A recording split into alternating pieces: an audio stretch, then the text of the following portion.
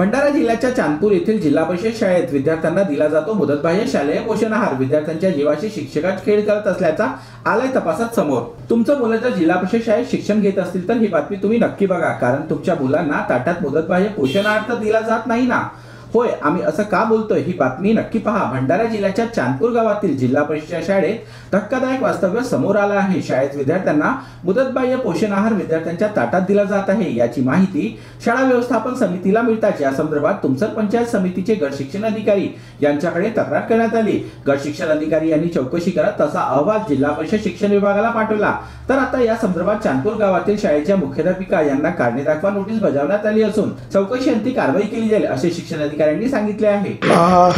गट शिक्षण अधिकारी पंचायत समिती तुमसर यांच्याकडून जिल्हा परिषद प्राथमिक शाळा चांदपूरच्या प्रकरणाचा चौकशी अहवाल कालच प्राप्त झालेला आहे। त्या चौकशी अहवालाचा अभ्यास करून संबंधित मुख्याध्यापिकेला आम्ही या ठिकाणाहून कारणे दाखवा नोटीस देऊन त्यांचा खुलासा घेऊ आणि त्यानंतर सदर प्रकरणामध्ये नियमानुसार जी योग्य ती प्रशासकीय कार्यवाही आहे ती जिल्हा स्तरावरून करण्यात येईल। गोरगरीब लोकांच्या मुलांना शाळेत दुपारी मध्यान्ह भोजन म्हणून शालेय पोषण आहार दिला जातो, मात्र हाच पोषण आहार विद्यार्थ्यांच्या जीवावर उठला आहे। त्यामुळे आता काय कारवाई होते याकडे सर्वांचे लक्ष वेधून आहे। जीबी न्यूजचे प्रत्येक अपडेट मिळवून घेण्यासाठी तुम्ही आमच्या चॅनलला लाईक करा, सबस्क्राइब करा आणि शेअर करा, तसेच बेल आयकॉनला सुद्धा प्रेस करा। आपला जिल्हा आपली बातमी, जीबी न्यूज भंडारा।